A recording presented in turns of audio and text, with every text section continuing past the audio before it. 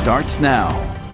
Happy Friday, everybody. Thank you so much for joining us here on our First Alert 6 streaming this morning. I'm Cerise Cole. And I'm Aaron Hartley, joined by Senior Chief Meteorologist Rusty Millard at First Alert to what's going to be cold start to your Friday. Yeah, unfortunately, cold today, but this is the warmest we're going to have for a while. So it's all perspective. Let's talk about what you get as you head out today. Take all the heavy gear again, coat, hat, gloves, whatever keeps you warm, whatever keeps the kids warm. That's what we're dealing with today. 24 degrees, and we'll be lucky to add about 5 to 6 degrees on top of that. So the wind gust forecast won't help matters much either. That'll try to be up near 20 miles per hour with some of those gusts, and that what will make the highs today that climb into the 20s likely feel like the teens. You can see some 30s west and south. And this is kind of the way the map looks for a while. We're in what we call northwest flow, so it's cooler, cloudier, better odds of snow to the north, warmer, a little more sunshine, lower odds of snow to the southwest. We had that yesterday, we're going to have it today, and we're going to have it again tomorrow as well. I mentioned the feels like temperatures. They're down in the teens when you feel that breeze, and the forecast will have those in the teens through the afternoon and then in the single digits later on tonight. So cold all the way around. Maybe you're going to hop in a bus or a van and go look at Christmas lights tonight. Just remember, it's going to be cold if you're getting in and out, or maybe plan on rolling the windows down to look a little bit better. It's going to be a cold night all the way around. Here's how it goes through the day today. Clouds around, temperatures in the 20s. 10, 11, 12 o'clock, we're up near 29 or so. Some 30s down to the southwest, mid-20s to the northeast. And by 3 o'clock, we're in the 20s. By 5, we're about 23 degrees. And falling from there. So you see widespread clouds, never good amounts of sunshine making its way through, and that's why it's going to be tough to warm. 17 by 10 o'clock will continue to fall off from there, and notice the cold air pouring in. And here's the snow potential that sneaks in here by 3 a.m. Saturday, just starting to see the initial little nose of this dive in. And you can see it's never steady snow in the metro into the morning hours Saturday. Steadiest snows to the northeast. And that's why the bigger totals are going to be up here. So with the First Alert 6 weather day we have on the way for tomorrow, 15 for that high temperature, on and off dry, powdery snow likely before 3 o'clock, up to 1 inch of accumulation now possible in the metro. That would be the high end, and that'd probably be the northeastern portion of the metro, much lighter to the southwest. So the Gretna, Elkhorns, Springfields, you're probably getting ½ inch or less. Off to the northeast where the bigger totals will be, and this is the key, on and off. It will never be steady in the metro. I want to stress that. So it won't snow this entire period when I show you the map. 3 a.m. to 3 p.m. is when this system moves through, but it's not snow for everybody over that entire stretch. 1 to 3 inch totals to the northeast. This is where the steadier snow will be. This is where it adds up more, and this is where the worst of the weather is going to be in our viewing area. You travel farther southwest from Omaha to Lincoln and beyond, probably not going to have too much to worry about with this one. So tale of two halves with our viewing area. And you can see how it kind of adds up. By 3 a.m., not too much. By 7, there's the bigger totals. Tacoma, Denison, Harlan. By 10, we're still not even to an inch in the metro, and tack on a little bit more from there. By lunch, there's the 2s, 3s, and maybe some 4s in our northeastern counties. Much, much less to the southwest, and I'd be even skeptical if that adds up to a couple of tenths of an inch, the way things are looking. So that is what we're going to be dealing with here with this system on Saturday and the First Alert 6 weather day. More snow to the northeast, less snow to the southwest. All right, so after the snow, how are things looking? How far after? I want to look way further. Okay. The good. Immediately after, it's going to get cold. 4 below to start off Sunday morning. 21 for the high. That could even be a late day high temperature, maybe even after the sun sets, because temperatures either stay steady or rise a little bit overnight into Monday. Might have to bump that low up just a little bit Monday morning. 44 on Monday, 48 on Tuesday. There's the after Cerise was looking for. 53 on Wednesday, 51 on Saturday. Next week has some 50s. I will say there's one day, Thursday's trying to trend a little colder. That could be the coldest day next week. Keep an eye on that one. But overall, a very mild stretch on the way here as we make our way to next week.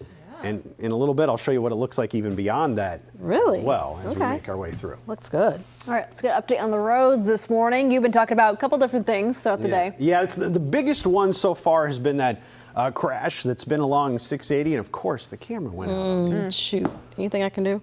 Timing's everything. You know what? I'll just show you where it's at on the map. How about that instead? There you go. It's the loop northbound 680 to Dodge westbound. It's this exit ramp here where you can split and either go east and west on Dodge. It's the west part. You got the right lane blocked here, so towards Westroads Mall. You can kind of see the old car dealerships that were right here, and you can see the mall. Trying to go westbound, that's where the loop, and they're down to one lane. Now this gets slow every single morning without a crash. We have one. You can see it's backing up traffic. Occasionally it ggets slow on 680. I think everybody gets close to it and figures out, well, I'm not going that way. And you can see that's the slowdown areas that we have right around that. Where crash, I think they're on the shoulder, maybe went off the road. The way it looks, it's something that's off the road, but then on that one. So hopefully we learn a little bit more information on that. And one more thing here, if you take Dodge, the lane restrictions are still there near UNO. At least they were when I made my way into work. You got westbound 1 lane, eastbound 2 lanes. It does look like they poured the concrete after fixing the water main. Now it's a matter of letting it dry. They had tarps over it. So I think that should improve. Hopefully they're planning on trying to open that today or maybe at least for the weekend so people can get through there. But that was still with those lane restrictions there on my way into work and probably still that way this morning. A lot to keep track of, isn't it? Yeah, Rusty, thank you. doubt. Happening today, Christopher Luke, the Bennington man charged in connection to the death of 16-year-old Elise Cole, has a pre-trial hearing. Now he is facing 1 count of motor vehicle homicide. And back in April, officers were called to the incident at 176th and Q. Investigators say that Luke ran a red light before smashing into Cole's car. She was taken to the hospital where she later died. An update now to a story we've been following. We have learned the name of the woman hit and killed in an Omaha street earlier this week. This happened near 60th and Ames. Omaha investigators say Pamela Lawson was in a motorized wheelchair on Ames when she was hit by a pickup truck. She was 55 years old. Police are still investigating what led up to that crash. An open house held by the city aimed to answer questions about the ongoing streetcar construction. But what business owners want are solutions. The streetcar project has devastated business in Blackstone. Doree Johnson co-owns Antidote Salon, and she says that her business was supposed to be a safe haven for her and her partner, her business partner. She's now advocating for funding to help her employees stay afloat. Very personal for us. So it's like failure's not an option. The mayor's office tells us Mayor John Ewing had another obligation that kept him from the town hall. The office added that the city staff were able, with materials and maps, to answer questions and discuss the project with around 100 people who showed up. All right, Aaron, thank you. I'm at the safety desk with our Maria Kay. The holiday season, as we know, in full effect. Yep. But if you're feeling like you do during spring and fall allergy season, there's a reason why. Yeah, a couple reasons why, and they're probably things that we all have in our home. So the holidays have you sneezing. Unfortunately, you're probably not alone. Many people continue to have those allergy symptoms or even have those symptoms get a little bit worse around the holidays once they get their tree out. So if you have an outdoor tree, when it's cut down and brought into your house, that indoor environment, it's a little bit warmer and more humid than when it was outside, of course, in the winter. That means that mold can grow on it. Of course, fake trees, those can also expose you to mold as well. Also, dust mites, pet dander, and critter droppings. Sounds great. Yeah, we don't want any of that. So if your boxes are looking a little dusty, if you have a mask on, that can prevent any of those irritants from getting all up in your nose. Of course, we don't want that. So maybe a good idea to remember for next year. And also properly storing those decorations, that can, of course, help for any future problems. So keep that in mind around the New Year's. That's right. Take the time to do it right. Yes. All right, Maria, thank you. And we'll be right back.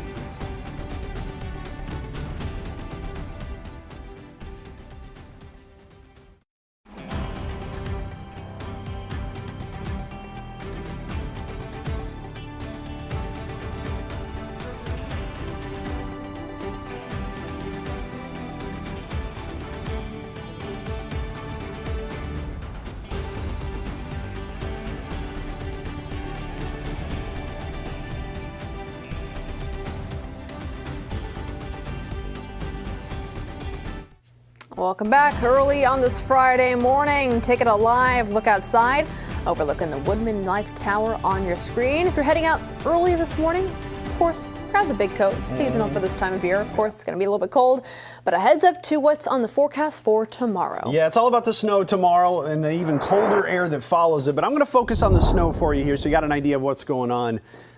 I want to stress the on and off part of the snow for tomorrow. It will not be steady snow for the metro or a good portion of the area. I'll show you where it's most likely to be the most steady here in a bit, but it's out of here before 3 o'clock. Up to 1 inch in the metro, more to the north, more to the east, and then temperatures really fall off quickly behind this. Saturday night into Sunday morning likely dip below 0, especially over the thickest of the snow cover. And you can see here, this is 3 a.m. to 3 p.m. That's just when the whole system moves through. That does not mean it will be snowing for everybody that entire time frame. Up to 1 inch of accumulation possible in the metro. Again, if you're, say, Gretna, Springfield, Louisville, you're probably ½ inch or less. You're probably going to get the 1 inch totals. Bennington, Omaha, Council Bluffs, they're going to happen in that area. It's going to be on the very northeast edge of it. We go 1 to 3, maybe even as much as 4 up to the northeast. Harlan, Audubon, Atlantic, Carroll, Denison. This is where that dry powder will add up more, and then over towards Des Moines as well. And that's where it'll last the longest, start the soonest, and that's the reason we bumped the start time up to about 3 a.m. because it'll start in these counties a lot sooner than everybody else. That's where the best odds of over 2 inches of snow are. I show you this because this really shows the path of the snow pretty well as it moves through South Dakota, Iowa, Illinois, and into Indiana with the northwest flow sending this little system through. So by 3 a.m., not a lot of accumulation out there. By 6, there probably won't be much in the metro, 6 to even 7. Maybe a ½ inch in spots, but there's your 1s, 2s, and 3s up to the northeast here. And even by, 10 o'clock, 3s, maybe trying to get near 4 in some places. So it takes all the way up to noon to maybe get an inch of snow in the metro with rounds of it moving through, lighter to the southeast, and there's where you can get up to maybe some 4-inch totals from Tacoma to Harlan to Atlantic, Denison, Audubon thrown in there as well. And into the evening, the colder air will start to pour in. Look at the wind chill forecast beyond about 4 or 5 o'clock. Those could get double digits below 0 for some wind chills heading into the early morning hours. There's the path of the winter weather advisories that have all been set up where the heaviest snow is. Kind of lines up with what I showed you earlier. And you can see how this system's going to take a nosedive to the southeast through and bring us that snow tomorrow morning. So let's show you kind of how it moves through one more time here. There's the snow 3 a.m. You can see steadiest snow 6, 7 o'clock, just keeps going in west central Iowa. We'll go through a couple more hours.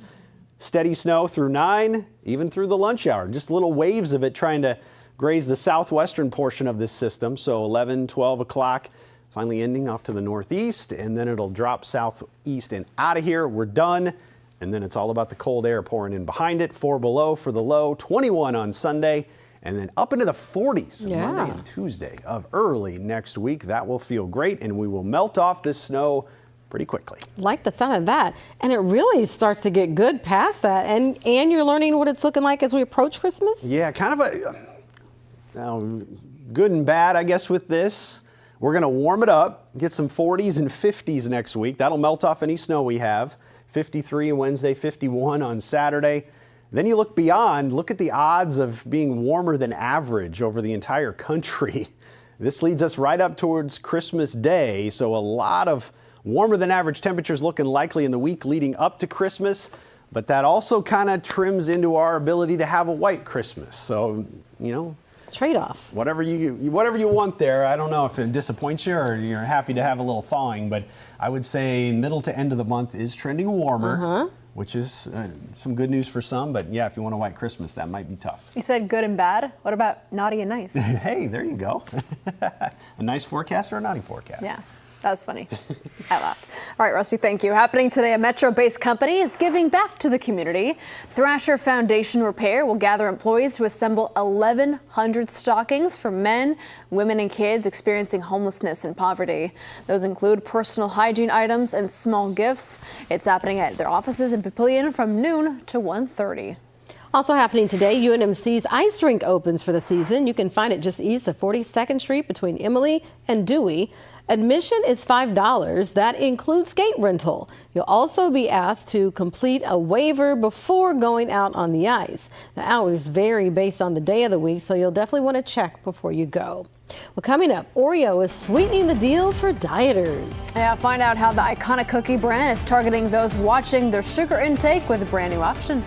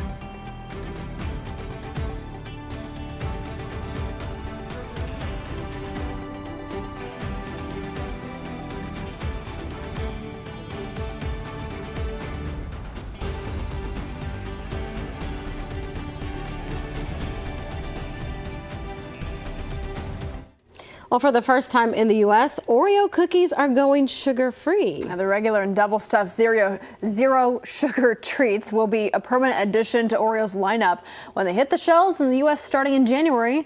The company that makes Oreos has already introduced the cookies in Europe and in China. Would you try? Yeah. I would try it, but it doesn't sound real good. What I'm noticing is the packaging. So Yeah. they're not in the rows. So to me, it looks like they might be a little bit thinner, maybe more like a mini cookie, which I mean could be interesting. Could be. We'll try it. We're not excited about it. Not Would you? excited? And are you? I'm not a big Oreo purchaser, but Okay. you know, if it was someone had it around, maybe I'd try. Yeah. All right. I'm wondering what they're sweetening it with instead. Yeah. Look at the That's a good ingredients. question. Yeah. Yeah. All right. Before we go, we're going to send out good vibes to the Nebraska volleyball team and their game tonight Yep. in 100%. Lincoln. Yeah. All right. Thank you, and Creighton tomorrow. Thank you. Thank you so much for joining us. We're going to get ready for our update in the Today Show. Of course, you can watch it here on streaming or over the air. Have a great start to your weekend.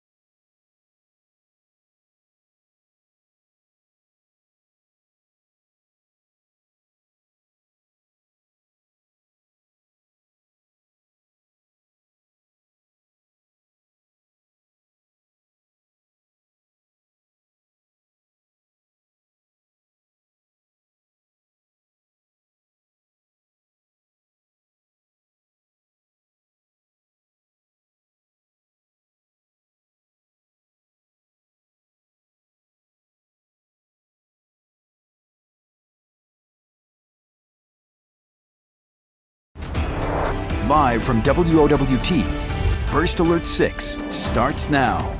Good Friday morning, everybody. It is 7:26. I'm Cerise Cole. And I'm Erin Hartley. Let's get right to the forecast and the roads this morning with the Senior Chief, Rusty Lord. Yeah, we cleared one crash, added two more to the equation here. This is a look at the I-80 off-ramp to Highway 370, westbound off-ramp. You can see the flashing lights there.